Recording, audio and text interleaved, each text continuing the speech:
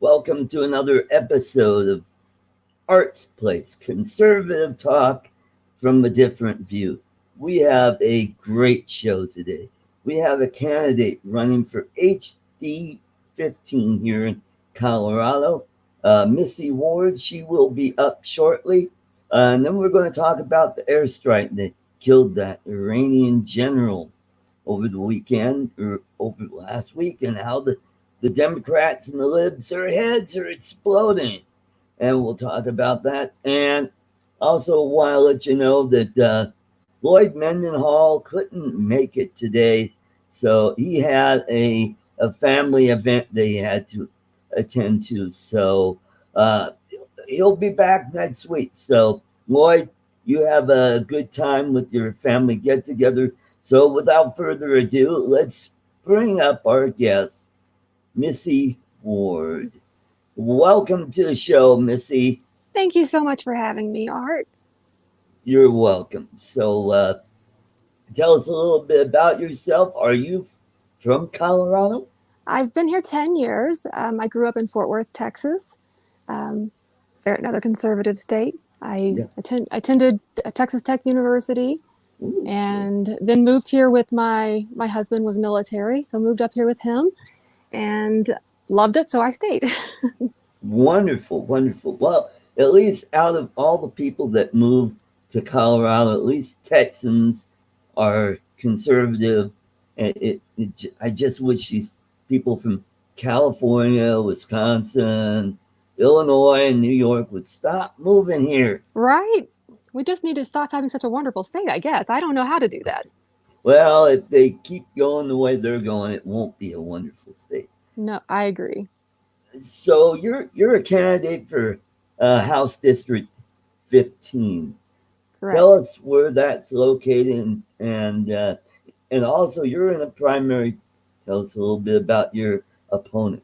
Okay. It's House District 15. We're on the east side of Colorado Springs. It's a very military-driven area. We're very close to Peterson Air Force Base, so a lot of military families live in my area, which is also why I moved into that area. It's very, I guess, if we're going to have a suburb of Colorado Springs, that would kind of be us. Um, and it's just middle America, lots of families, lots of stay-at-home moms. Right? Everybody's worrying about their kids, so that's really my area. My opponent, I actually shared a fence with him for 10 years. He We were in exactly the same thing. I was not involved in politics before. My background was actually in retail management. I started when I was 14 years old and worked my way up in cosmetics. Wow. I didn't come from a wealthy family, so I worked early on, and ended up running over 1,200 women at one point, um, 3 states. So anyway, that was my old career. I've always been a volunteer, doing everything from PTA to any of the community things that I could do, all the way up to the state level in Texas. Came up here and started, tried to do the same thing so that I could be here with my family. I have special needs children, so I was staying at home to take care of them. I got involved in our HOA. I started the booster club at our high school. So anytime there was a need for something, I built it. Um, and then I met my opponent, Dave Williams, Right. and he came in and tried to, in his words, destroy our HOA. And that's when I got into politics because I didn't really appreciate that, that our neighborhood was being used by a politician that way. Of course, I'm in Uh, politics now. I kind of understand it, but I didn't appreciate it. So I've given him, 4 years of really trying to work with him. And I just can't seem to get him to listen to the constituents over here. And right. I've just had enough. So I'm going to build it up myself instead of letting somebody destroy it. Right. And he's not the only one gunning after you. You have a group out of, Fort Collins area called Rocky Mountain Gun Owners. They don't seem to like you either. I guess I'm a little too outspoken for them, Art. Uh huh. Yeah. And, and I'm not a big fan of theirs either. I used to be a big supporter of theirs until one day You know who Laura Carno is. I love Laura Carno. Yes. She was on the Mandy Connell show. This is probably about 4 years ago. She was on, and Dudley Brown calls in, and they brought him up, and he told her to shut her pie hole. And I'm like, really? Here Yes. you are, you're head of an organization, and you're talking like that to somebody who's also on your same side, and you're attacking. Yeah. So that's And when I decided to cut ties with them. And oddly enough, I kept getting their emails. So I was knowing what was going on, what they were doing, and I was kind of letting people know, hey, RMGO is doing this. They're going after people that support the Convention of States and Article 5, and they're threatening candidates. Hey, if you support it, we'll primary you. yes, I'm that's like, oh, exactly. come on. Hey, I've got a few little housekeeping things to do really quick here, and then we'll be right back. I want to say hi to a few people in the chat. We've got Mitch, old guy in a drone, welcome. Rick Halbert, and then we've got Indigo Rhino, and then we have, Mel 400 AGL. He's former military. He was in Nice. the Air Force. He lives down in Fort Smith, Arkansas right now. So welcome, Mel, and all you guys for coming in. Uh, Mitch is also retired military, and that is about it. I think Rick Halber is also, if I'm not mistaken, retired military. Thank you So all for your service. I have a co-host, Lloyd Mendenhall. Couldn't make it today. He's former military. He was in the Air Force as well. And what's ironic is he was in Iran prior to the hostage taking. Oh my goodness. So he knows a little bit about that area. So anyway, all right, let's get back to good old Colorado politics. So you've got Dave Williams, and so he's a state rep. Yeah, he is a state rep. HD. He is. Yes, he's a, Uh, so this would be what, his third term he's running for. correct. Okay. He has never had an actual primary before. He's kept people off of the ballot both times. I see. I see. So, and I imagine with the help of RMGO. Exactly. They're already working against me, and I just filed like 4 days ago. So Okay. Well, just to let you know, I was also a candidate for House and State Senate. I was a candidate for House District 41 back in 2012.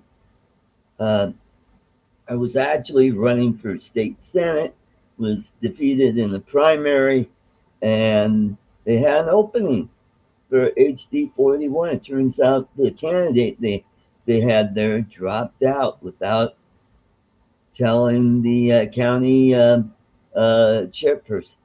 oh So goodness. 70 days left till the election. They say, hey, Art, you want to run for state house. Here you go. Wow, Well, what a they didn't tough fight. actually just give it to me. There were a couple other people that were interested, but when I showed up at the executive committee, none of those people showed up. So I was voted in unanimously, and was candidate. And let's see, I got 37% of the vote. And it was a three-way race. They had an Oh independent wow. ran as well. And I lost to Jovan Melton. Never heard of him. Yeah, well, he was one of Wellington Webb's people. Okay. So that's how Rhonda Fields got in, because Wellington Webb was pushing a lot of these his people into House and Senate races there. So I did that, and I've been in politics since 2010 when I first ran for state house, and I was defeated at the county assembly. Uh, but that was a learning experience. I got to learn about fundraising and walking door to door. When I ran for state house, I did a lot of walking because in the district that I was in, it was predominantly Democrats. So uh, I would go to a precinct and I'd park my car, go to one house, then I'd have to drive several blocks. Yes, I've done that before. So I gather that your district is pretty conservative. It's probably overwhelmingly Republican. So, Mostly Republican, but we have an equal amount of unaffiliated now. okay. Yeah. Yeah, and here's the tricky thing. You can have an idiot libertarian run and throw the election to the Democrat. Yeah. And That's the same. I believe there is going to be, I think it's the same Democrat that ran against him last time. I believe Right. she's running again. Okay. Or she has a page up that says that she's going to. She hasn't filed yet. Okay. Yeah. Okay. Yeah, and usually the libertarians don't file until like March.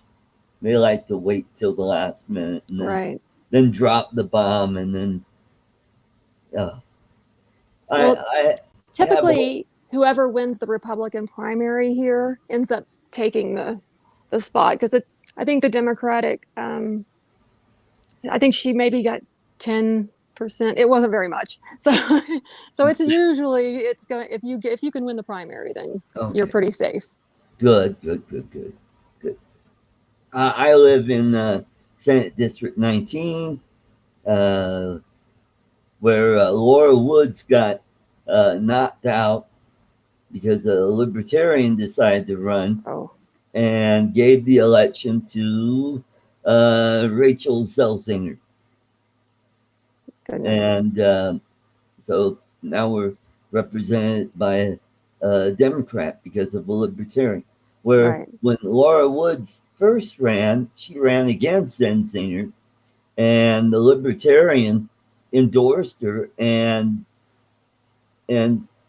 so she won with more than 50%. And then when she ran again for her second term, uh, Hans Romer, he's a perennial libertarian. He switches. He'll one time he'll run for state house, and then he'll switch to state senate. And from what I gather, he's a former Democrat who switched to libertarian.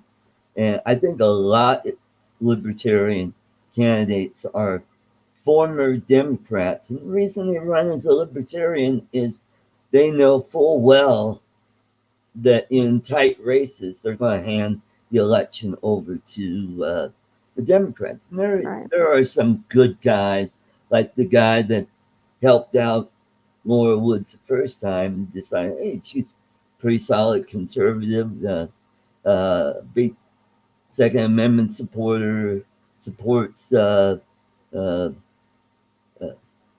right to life and all that, and say, yeah, okay, she's good. So uh, she she won the election. But then you saw the last election. I think that was just a groundswell because Donald Trump won and all the Democrats got into a hissy fit, and then you have billionaires like Tom Steyers and George Soros who decide to pump millions of dollars into races Hmm. to try to flip the state assembly to Democrats.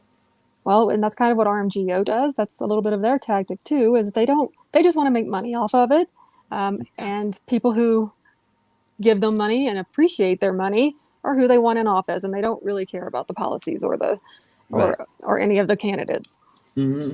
Yeah, I think they love it that the Democrats control the assembly because they're able to scare people who say, Exactly. "Oh, Democrats are red flag laws." We well, and then people start. sending him tons of money. Yep. I don't know why the Republicans, when they get in, why can't they do an investigation into him? How much is Dudley Brown skimming off the top on that? Well, I know that he uses our minority leader's family to do Oh all of it, yeah, to I do know. all of his printing. So I don't know. I don't know the answer to that, but Yeah, I know that that's one of the reasons we lose Republicans is because they don't like tactics like that and they don't want to be associated with it. yeah. That there's another point. Why a bunch of people are leaving the Republican Party and why the unaffiliates have grown in size. Now they're the largest That's uh, right. section of the electorate right now. That's exactly right. It's They're tired of having the same people running the same stuff and only looking out for themselves. mhm, And they feel like they have more power by being unaffiliated now, and kind of now they do because they can choose which ones to vote in. And yep, so if you when people feel like they're unempowered, they're going to do something else to give them that power back, and that's the choice they have right now. mhm, mhm. And so I'm tired of losing, Art. Yeah. You know. Same here. I'm just getting frustrated with the whole thing here, and you know we've got factions within our party that don't want to work together. It's Correct. like, come on, guys, we can't set the agenda for the state assembly if we don't have more of our guys in there, and if we don't have our guys in there, then the Democrats set the agenda. Their bills get plowed through. Guess what? All we could do is offer amendments, and guess what? Those will get taken out when they get to committee. That's So, right. mhm, No, I totally agree. And I normally wouldn't go against an incumbent. I had full intentions of, waiting for him to move on. He's been applying for jobs in DC since he started office. So I mhm, really thought that eventually he was going to move on. But after we lost again, and then seeing he's just so tight with RMGO and he just doesn't listen. He tried to take down our party with 1046 where he took away the fees for the delegates. So our caucus is probably going to be a mess, and it's destructive. And we yeah, need someone. We need to be able to come together. We need unity. We need building, and I just I haven't been seeing that. yeah. Mhm. Well, I live in Westminster, and this is how our city council works. Uh, somebody, we get a lot of people from Emerge. If you haven't heard Mm-hmm. about Emerge, I they have. put a candidate run for city council, and then once there's an opening for a House race, a Senate race, then they run for that, and if they happen to win, they hold on to their city council seat till the last minute, and then they resign, and then the city council, guess what?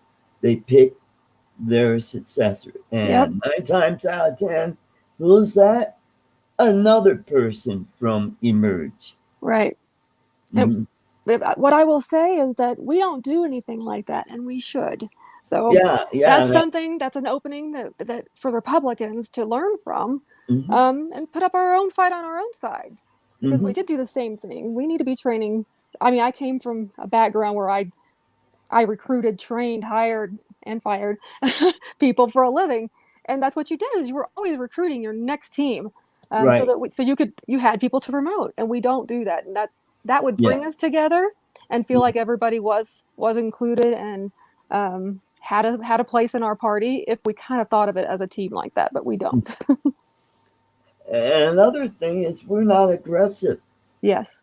Democrats, they pull the RMGO tactics on Republicans, and then the Republicans go, well, we're going to take the high road. We're nice Yes. guys. And And guess what? just not fight. Let's not, we should just be not. Well, that doesn't nice gets you so far, but it doesn't win elections. And like I said, I'm tired of Tell losing. that to Donald Trump. Exactly. Thank you. Yes. And I, I'd have to I've say I been, te- identify a lot with the unapologetic in your face attitude that he has. I've been telling the Republicans running for office here in Colorado, I say, you guys gotta be aggressive. You gotta jump in and you gotta be in their face and, you know, tell it like it is. Tell them, hey, these guys are crooks. You know, Exactly. 9 times out of 10, a Democrat is a crook because they see the world as unfair and we got to make it equal. So they think that business, that's how businesses are run. They think everybody who's a business owner is a crook. So they use crooked tactics to try to get their means, their end game. Right. So so, like for example, a friend of mine was running for state senate in Arapahoe County, and he, well, several of us found out that his opponent defaulted on taxes in California, and I told him, hey, why don't you use that? He goes, well, that's just not gentlemanly. I'm a good guy. I'm not good. And guess what? He I was lost. about to say, did he win? Because I don't think he Uh, probably won. it just, oh boy. And then we have, let's welcome Rodney Bell. He's also another retired military. He's from the Navy. Oh, nice. I'm surrounded by a bunch of heroes. Thank you for your service. All right, so that's what's going on in Colorado. So when you get to Denver, when you're seated in the assembly, what are your goals at the Capitol? Um, but I have several. One of the ones that really bothers me because I hear it from everyone that I'm around in my district, which are mostly moms, but they feel like they're not being listened to, and they feel like they're losing their rights as parents. Um, and I can appreciate that. We're losing rights in the school. I heard that there was something that we're trying to pull where a 12-year-old could go into the counselor's office and claim that they were transgender, and the parents don't have to know about it. Um, we have another rule that says that 15-year-olds are actually capable of making adult choices for themselves when it comes to mental health. My stepdaughter was she had a lot of mental problems and Right. was in and out of hospitals 8 times. And when she turned 15, I was no longer, or my husband, we were no longer allowed to have access to anything that was going on with her because she was considered an adult in Colorado. And things like that just really, we need to put more back into our families and give more control back to the people who are actually raising these kids, not educators, because that they need to be educating, not raising Right. our kids. And that's something I think I will definitely, I know I'm going to fight for, and I think that I can change. Hmm. Good. Yeah. Well, what about energy policy? What about the the policies the Democrats have pushed through after the public had an election and said no, we don't want to do that, and they turned around and did it anyway. Isn't that what they usually do? Yeah. Well, I'm from Texas, so obviously I'm an oil and coal, and um, I like my oilmen too. We, we I protect our I'm so sorry. I have it. Please forgive me. I do have epilepsy. And every 3 minutes, I have a device that goes off, and it Oh. kind of screws up my speech a little bit. So I'll kind of lose my train of thought. I'm so sorry. Um, Okay.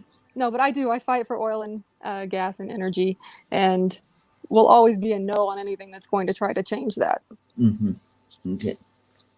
So, will you help to get the rural communities more say in what's going on, what at the Capitol? Absolutely.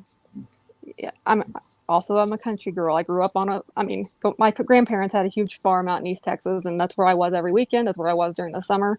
I appreciate that that way of living. I understand it. I miss it, but um, they have a different set of things that they need and that they need us to work on, water, um, and different agriculture things. And we don't do that a lot. A lot of times we focus, on the Springs or on Denver and issues that concern those. But, maybe immigration isn't going to matter to them as much as other things are going to, even Right. though it does matter to us. But we also need to look at and see, because that's the majority of our state is going to be rural. Yeah.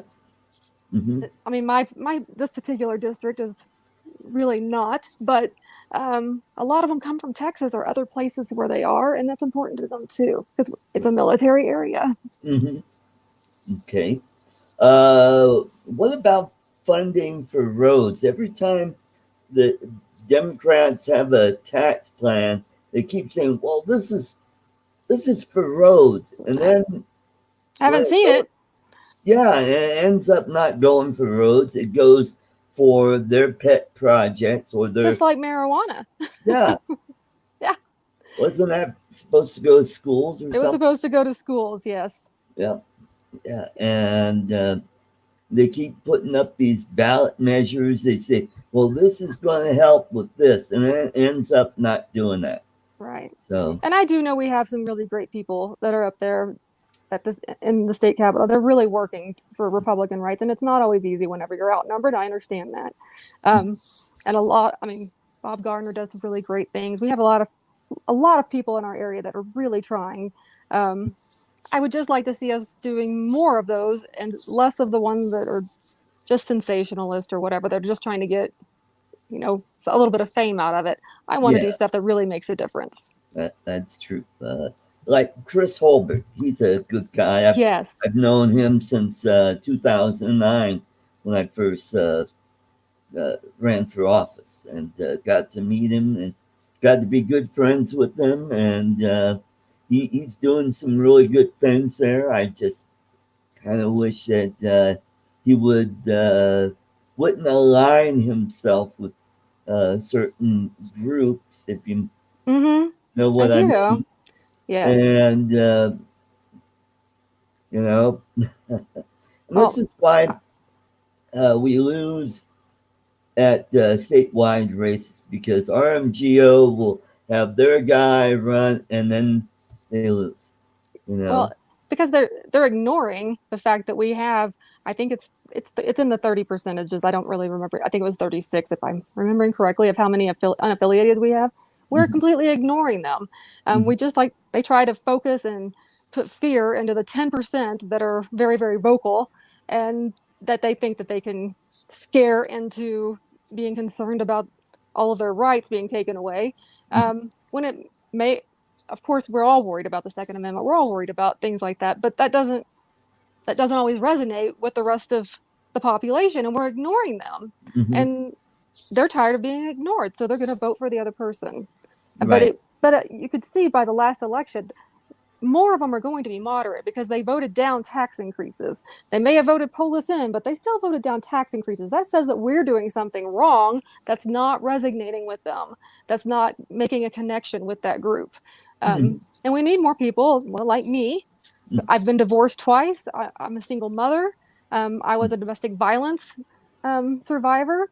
right. Um, I have these things where I understand some of the things I feel like aren't getting answered, and that they Right. don't feel like they're being represented. And I felt that way too, so I understand it. And we need more stories to get out there that there are people like us in this party, and who do understand and can still be a conservative woman or man, but Right. also appreciate the struggles that other people are going through.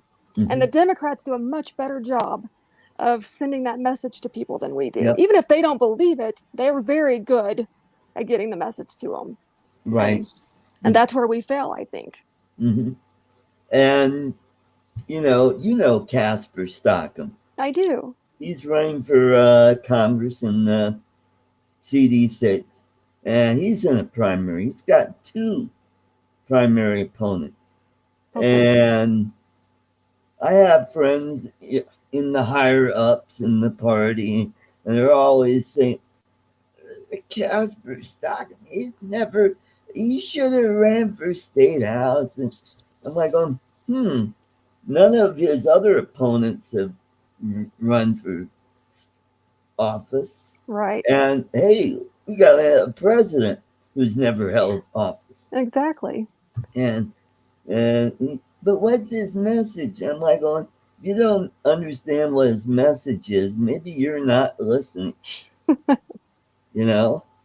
And Yeah. I think we have an opportunity where I think Casper could uh, reach a wider base of people. He could take more Democrats and more minorities that will vote for him than Yeah. Steve House or the other guy. Right. You know?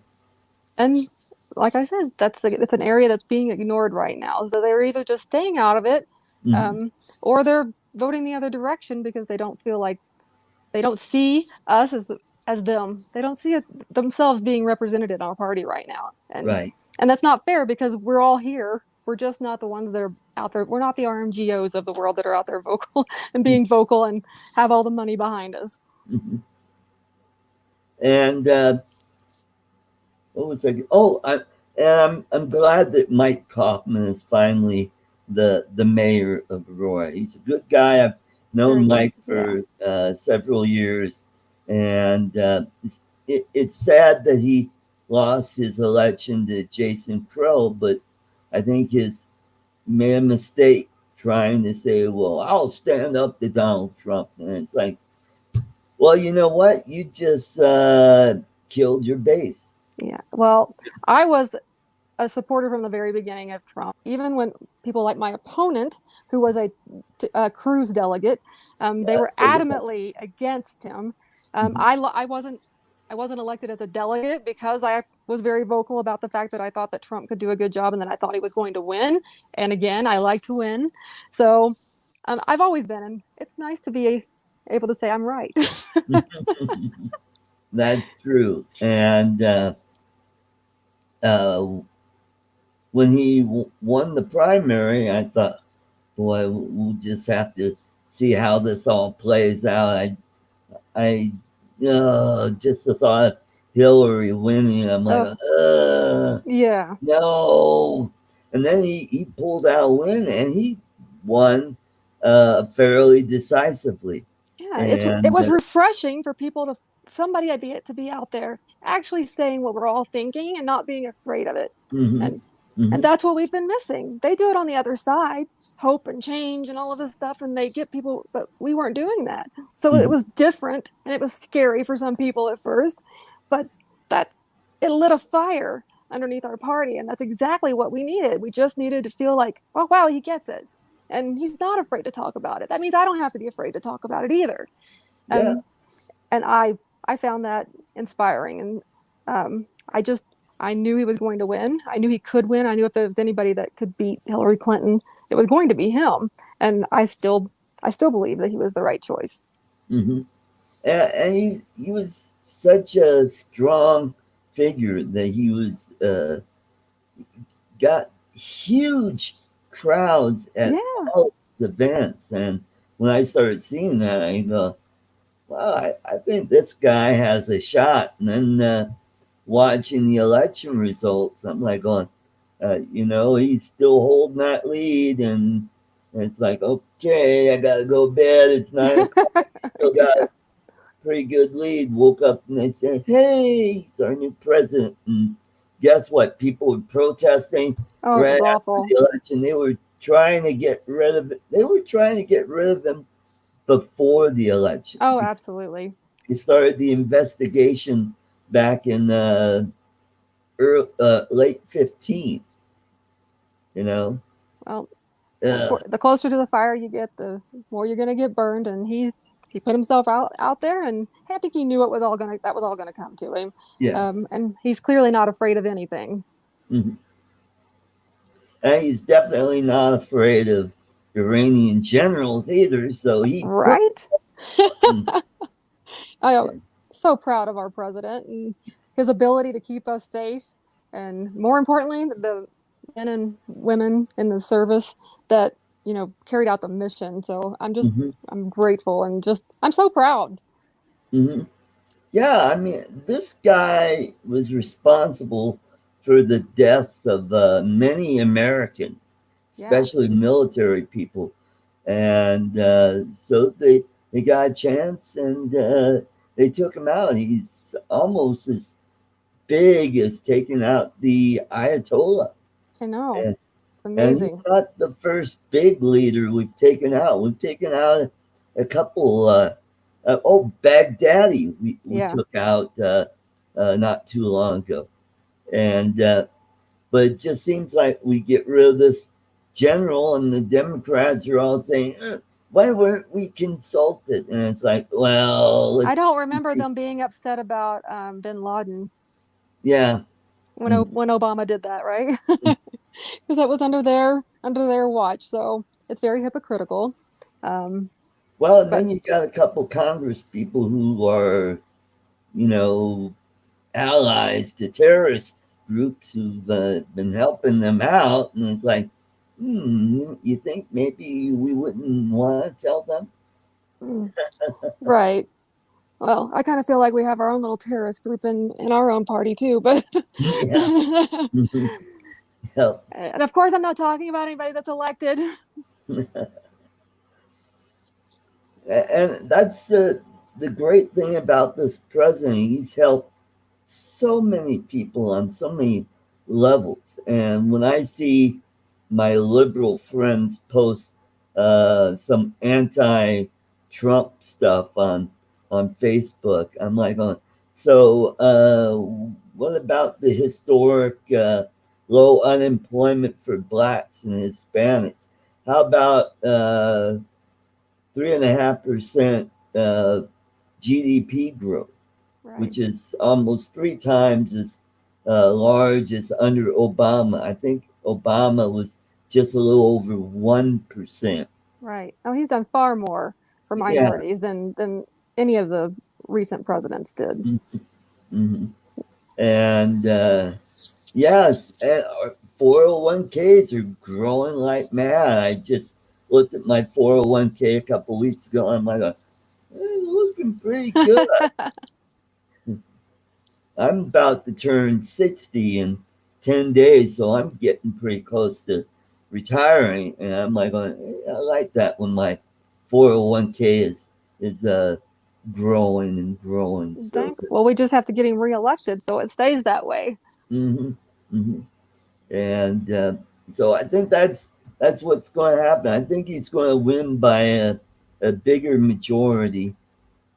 But I just recently saw a video that Bill O'Reilly did about impeachment, and and I think he's partially right. He really nailed it with they're using impeachment to divert attention away from all the candidates that are running for president. Because if you look at what their proposals are, you know, I mean they are way left, socialist, communist Yes. uh, ideas, free this, free that, and all sorts of stuff. Well, I pray that we are stronger with our message that nothing is free. Yeah, that's true. So they're using impeachment to divert attention away from you know what their goals are if they get back into power. Right. But I think what's going to happen is impeachment is going to backfire, and a lot of the people, well, I'm hoping, and I think this will happen, is we'll get back the House.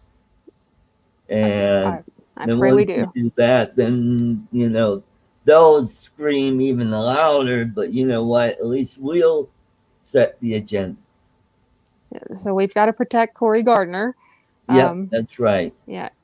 Um, we've got to protect here in our state because we're one of the ones that Yeah, it can we're get kind flipped of if we're a not. purplish state, Yes. kind of a little bit on the They're definitely bluish. going after him. Yeah. hmm And I was so glad when Chuck and Julie got off the air because They were that, RMGO oh, pals. I know, and they hated Corey Gardner. Yeah. And Corey's done some things I'm not too thrilled about, but you know Everyone, what? and they It all do. we need to have him in DC. That's We right. can't have Hickenlooper running because, he'll pretend he's a moderate, but he's really not a No, moderate. he's definitely not. Yeah. Yeah. And he'll just, do whatever Nancy tells him to do and votes that way. And why Michael Bennett is still a senator, I can't. We just can't seem to get a candidate to beat him. It's, I think, partially the area, and Yeah. I honestly I don't have an answer for that one. I wish I did. Hmm. I would fix it for us. Well, when Ken Buck ran against him, I think he should just kind of, when they said, "Oh, face the nation," no, thank you. Right. Should That's have true. passed on that because they got him with the gotcha, and that was back in the day when a gotcha will just tank your uh, Yeah. campaign, and that was just one of several things that hurt. But luckily for us, he's a congressman That's right. and also the state chairman. Yes, he is. And for the life of me, I can't understand why Steve House would. Oh, could I be the AAO or the CA, whatever? Be part of the chairmanship, and then, oh, hey, I think I'll run for Congress. I think there was something going on in the back room saying, uh, we're not really sure about Casper, so maybe you ought to jump in there. That does happen in politics. I don't know. I do know Steve House, and I do like him, but I also really like Casper too. So I'm trying to stay neutral in that race because I do appreciate both of them. I think they're both really great men, and they're both strong for our party. Right. Um, it's going to be a tough fight, I think, between them. Yeah. Well, and the third guy, from what I understand, is a never Trumper. Oh, great. So, uh, yeah. I appreciate there's a lot of people who are, and that's the part of the group that feels like they've been, Hmm. kind of ignored. And I get that. There are things the president has done that I didn't agree with, that I don't Hmm. agree with. But in the greater scope of things, I know he's doing a great job and he's protecting our nation. And those are the things that I focus on with him. Right. But I'm still vocal whenever he does, some of his little things, but that are from his past that come up. I'm like, I don't really appreciate that as a woman, Hmm. but I don't know that it affects what he's doing right now. Right. So, and Hmm. so I can appreciate where they're coming from. Um, and you want them to know that they have valid opinions also. It's not my way or no way. And we've got to start bringing some of those people in. But I really Yeah. think the race is going to come down between Casper and Steve up there. Yeah, I think so. I think Yeah. so. Hmm. So that'll be an interesting race. And it turns out that all the Democrats in Congress from Colorado, they all voted for impeachment. So I think that's going to hurt Jason Crow Oh, in this election. That could yeah. because Trump's got a lot of support, especially in the minority uh, area, That's right. and I think that's going to hurt him. And hopefully, we'll be able to unseat Perlmutter. That's who, sadly, is my congressman. Oh, sorry. Well, Well, I used to live in Aurora, so for a brief period, Beaupre was my congressman, hmm and so was Mike Kaufman for a while. When they did the realignment, when Beaupre decided to run for Senate and he lost that, then Perlmutter became my congressman. And then they realigned the district, and then Mike Kaufman was my congressman. Uh, when they that was when Mike took that seat, that was Douglas County, so it was like solid Republican. Then when they realigned it, they made it more competitive, and that's why Mike had a hard time this last time around. But hopefully this time we'll be able to take back that seat. I mean, look at what happened to Corey Gardner. He was able to beat, I like to call her Wetsy Betsy Markey, and defeat her. She was a one termer in CD4. So that was a good thing for us. So uh, I don't think we'll ever flip CD1 or CD2. They are just too Yep. heavily Democratic, Right. and hopefully we could flip 6 and 7, and it'll be interesting to see how the new district that's going to shape, because we're going to gain a congressman, and that won't happen until 2022 when they after the census is this year, Yeah. starting this year, but it won't be finished until I guess like the end of the year, early next year, and then that's when the both parties will start putting drawing up their maps for reapportionment and redistricting, and it'll be interesting to see where District 8's going to be. Right. And I have no idea where that's going to be. I don't either. No. I mean, it could, I don't know, Well, it could hopefully be, it benefits us. yeah, that's my thing too. I mean, are they going to make it a district that'll go up and down the Front Range? Are they going to split CD1? Or are they going to split CD1 and CD2 to make it a solid Democrat seat? I'm Uh, sure that's what they would prefer. mhm. But this time around, we got a new law where all the different factions are going to be represented in reapportionment and redistricting. Where Yes. you got the unaffiliates, Democrats, and Republicans. But I am just worried that it's still going to be the same old, same old. It'll end up at the Supreme Court. They'll say, that law is unconstitutional, and they'll decide what the maps are going to be, and the Democrats will get their maps. They always Right. do. They've been doing this since 1980. Yeah. Well, I think that we have some strong fighters that are fighting against that. Um, Hopefully, we've learned from the past and that Well, doesn't happen again. But the new way of doing it is actually really, I think it's smart, and I'm glad that it's set up that way. And I haven't heard many people arguing about it. Now, of course, when somebody doesn't get their way, that may change. well, you'll we'll have to just wait and see how it all falls out, and hopefully it's not too one-sided like it has been since Right. 1980. And that was the result of 24 years of Democrat governors, from Lamb to Romer, where they picked the justices for the state Supreme Court, and Mm, that's how they were able to get a lot of these liberal policies. And, and it's very now true. they've struck down the urban camping ban. And I'm like, oh, great. Now we got the people camping out in downtown Denver, and I work downtown Denver. Right.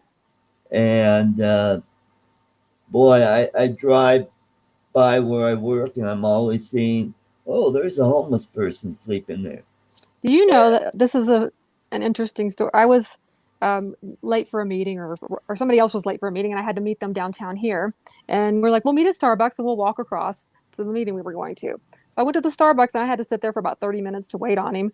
And I looked over, and there was a gentleman who was clearly homeless, but he had a laptop and a bunch of stuff around him, just containers and it was strange things that he was. And so it intrigued me to watch him. I don't know what this guy's up to, but he looks homeless. I mean, I hate to be that stereotypical, but it was clear. And he kept having all these people come to him, and they would give him a can, and he would give them a can back.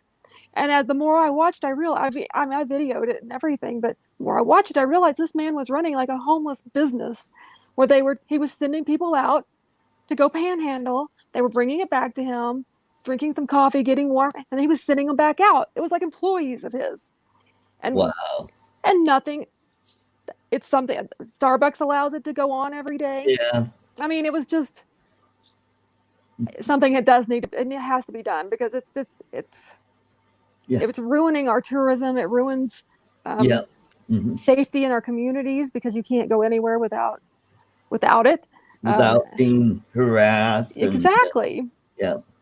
Well, So that's why I don't go to downtown Denver anymore. Because number yeah. one, parking is horrendous downtown. Ours is And all bike lanes. yes, thank you. And then you gotta be worried about safety down there. You Yes, know, people getting stabbed, people getting beat up, and you know, I don't know if you knew this, but I was a stand-up comic for I didn't 25 know years. that. Yeah, and I worked out of the Comedy Works in downtown Denver, and I used to work at Looney's, Yeah. and before that, it was called the Comedy Corner when Jeff Valdez owned it, and they were over there on Platte and Uinta, Hmm.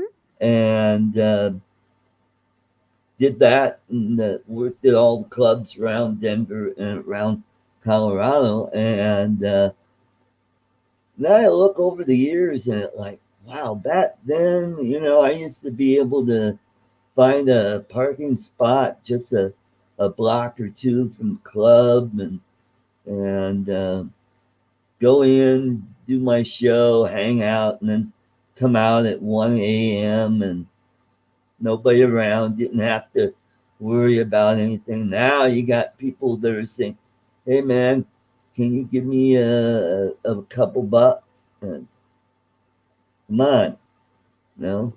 I'm anytime I've it's been several times that I've walked through downtown Denver and witnessed drug deals and people smoking. It wasn't marijuana. It was some, I don't know what it is because I don't Yeah, do drugs, but I know that I know that they were doing something they weren't supposed to. yeah, And it was scary. I was like, I was lucky that I was with other people, but I would never walk by myself down there at night. And that's unfortunate that we have to worry about things like that now. right. And sadly, it's getting expensive to live here in Colorado, It is. and so I'm looking towards Texas. I was just down there in October for a drone convention down Yeah. there, and I get there, I'm like, what? Gas is 218 when it's like 260 something here in Denver. I'm like, oh, geez. And There's no income taxes. yeah, Um, that's true. That's yeah, no income taxes. Now the those property taxes are steep, but the prices on the property, you can get them pretty inexpensively still. One thing well, I didn't and miss. and housing is not as expensive as it is up here. No, it's not. Uh, I could take part of my 401k and make a nice down payment on not a huge house, but a nice, you know, 1,000 square foot house. It's big enough for a single guy like me, and I could do my YouTube channel, and I love fishing, Yep. so I could Yes, I go do too. I could go anywhere in Texas. There are big lakes there. There are creeks, and then you got the ocean. I could go Yeah. there, I haven't and learned to fly fish, and I grew up fishing and hunting and doing all that stuff with my dad, but we didn't fly fish because I was in Texas. You don't fly fish in Texas, so I haven't learned that yet. But that's something I'm still going to learn. It looks hard to me. oh, fly fishing is fun. Is it? It looks like Oh, I would just get stuck it in a just tree. takes it takes hand-eye coordination. Once you get it going, it's a lot of fun when you catch a nice trout that way. Oh boy. I'm used to just, sitting and casting out and waiting for a catfish or, reeling in slowly with a lure. But I I get caught in trees a lot whenever I'm casting, so I don't know how well I would do. But that's definitely a difference. You don't have to fly fish in Texas. It's all very deep water. Yep, yep, yep. And oh, and another nice thing about Texas, that's the home of Southwest Airlines. So if I Yes, it wanted to is. go anywhere, I could just hop on Southwest Airlines. I lived in Michigan for 10 years, so I could fly up there and hang out with old classmates, or I could go down to Florida and do some fishing there. So, Well, I have lots of friends in both places, and I I do miss Texas sometimes, but I really love this state, and I love the people here. right. Uh, so I don't plan on going home anytime soon. This is my home now. Well, I've done comedy almost everywhere in Texas. About the only place I haven't been to is Corpus Christi and El Paso. Okay, well, you can skip El Paso, but Corpus Christi is pretty. I like Corpus Christi. We used to go fishing down there all. It was not a long drive, but my dad worked down there, and we went fishing every weekend, probably either on the coast or we'd go to San Antonio or Right. Austin. Um, so yeah, Corpus is nice. Well, I've done shows in Amarillo, Hmm. Lubbock. I'm Uh, sorry. It's where I went to school, and it's just a big dust bowl.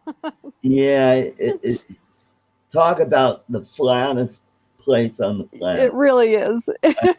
Oh boy. And then I've been to Denton, Texas, Uh-huh. Tomball. I've been to Nacogdoches, San Angelo. I think that's about it in Texas. Yeah, that's all. That's all the North Texas area where I'm from, Yep. most of it. And then my parents and my grandparents. My parents moved my grandparents' farm after they passed, Right. and they're outside of Paris, Texas. Oh, okay. It's way out. It's in a town nobody was ever heard of, but that's they live about an hour from Paris. Beautiful out there, lots of pine trees, but Well, really Ron far. Bell tells me that Texas is the home of American Airlines. It is. That's good.